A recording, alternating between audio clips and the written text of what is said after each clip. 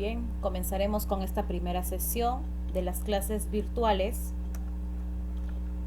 de la institución educativa Barton Puente Piedra. El día de hoy tenemos el curso de comunicación. Ustedes me conocen, soy la profesora Carolina Alcántara y hablaremos como primer tema las clases de comunicación humana. La clase anterior habíamos mencionado el concepto de comunicación. Mencionamos que la comunicación es un proceso de información, ¿no?, en el que los individuos transmiten una información. Esa información puede ser un saludo, puede ser una muestra de afecto, ¿no?, un apretón de manos, puede ser un abrazo. Todo lo que se quiera transmitir para dar a conocer a los demás es comunicación.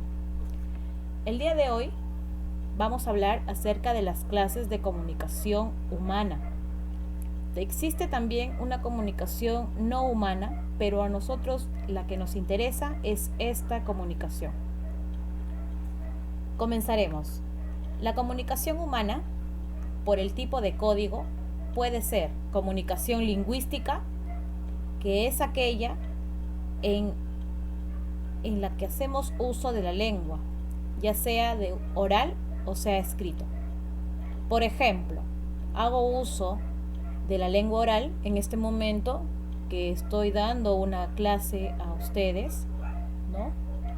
Y del uso escrito cuando yo tengo que elaborar una carta o tengo que leer un periódico o tengo que leer de repente mis redes sociales como el Facebook, ¿no?, el WhatsApp, tengo que escribir, emitir un mensaje. Entonces, a ese tipo de sistema yo le voy a llamar comunicación lingüística, ¿no? Ahí tenemos un ejemplo cuando se habla y cuando se escribe. Luego tenemos la comunicación no lingüística. Se utilizan otros signos como pueden ser los colores, los sonidos y las formas. Aquí el hablar y el escribir está totalmente prohibido. Lo único que voy a hacer es reconocer las diferentes imágenes, voy a interpretar los colores, los sonidos, el lenguaje de señas, en el caso de las personas sordomudas. Los sonidos, por ejemplo, del teléfono es reconocible, el sonido de la sirena, el sonido de las ambulancias, ¿no? Aquí no se emplea la escritura ni la oralidad, solamente son signos no articulados.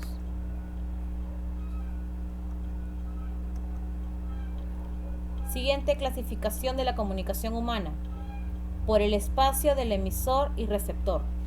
La comunicación, según este aspecto, puede ser comunicación directa, cuando el emisor y receptor comparten el mismo lugar, es decir, se encuentran frente a frente, cara a cara, y el escenario es el mismo.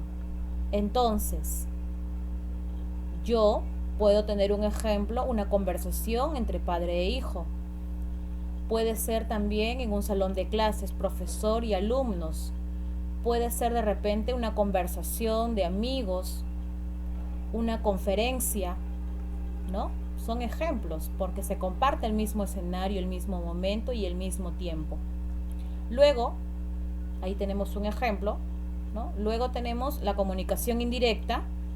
Es cuando el emisor y el receptor se encuentran en diferentes espacios, en diferentes escenarios, ¿no? Por ejemplo, tenemos una llamada telefónica de una hija a su madre. Aquí lo vemos, por ejemplo, la mamá está llamando a su hija que se encuentra en otro lugar. Puede ser de repente en el extranjero o puede ser también que esté en el mismo país que ella. Pero aquí tenemos que darnos cuenta que no están en el mismo lugar.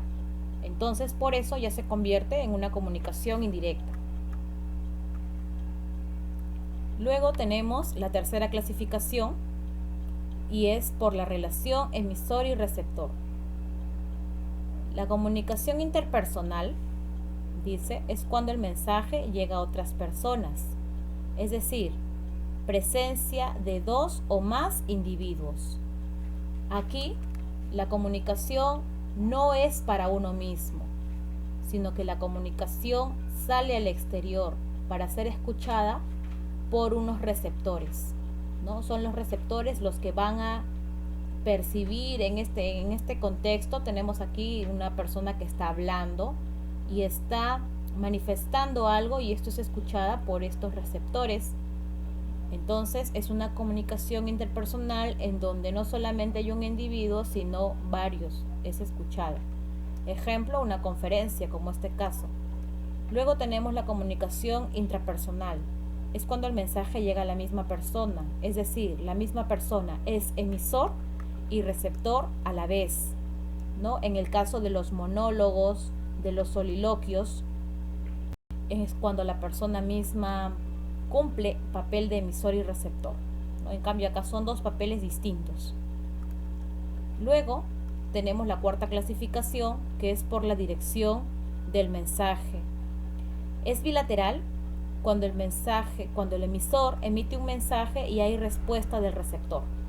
Es decir, intercambian roles. Por ejemplo, yo quiero comunicar algo a mi mamá. Comunico, le digo, le pregunto y mi mamá me va a responder. Es decir, en un momento determinado yo soy emisor, mi mamá es el receptor, pero luego yo me convertiré en receptor y mi mamá se convertirá en el emisor. Y así sucesivamente. Esto no tiene, es un círculo vicioso, ¿no? Por ejemplo, un debate. En un debate hay una persona que pregunta y otra que responde. Y luego esa persona que responde nuevamente pregunta a la otra. Y así es un círculo vicioso que no tiene fin, ¿no? Hasta que la comunicación decida cortarse. Luego tenemos la comunicación bilateral. Es aquella comunicación que es cuando el emisor emite un mensaje y no hay respuesta del receptor. Es decir, es hacia una sola dirección. Por ejemplo, la lectura de un libro. Tú lees un libro y el autor del libro, pues a ti no te contesta. Simplemente tú te das por enterado y ahí queda todo, ¿no? Tenemos también la lectura del periódico o cuando tú ves la televisión. Los que están dentro, los que salen en la televisión no te van a contestar ni tampoco te piden tu opinión si te gustó o no te gustó el programa. Simplemente tú recibes la información por parte de ellos.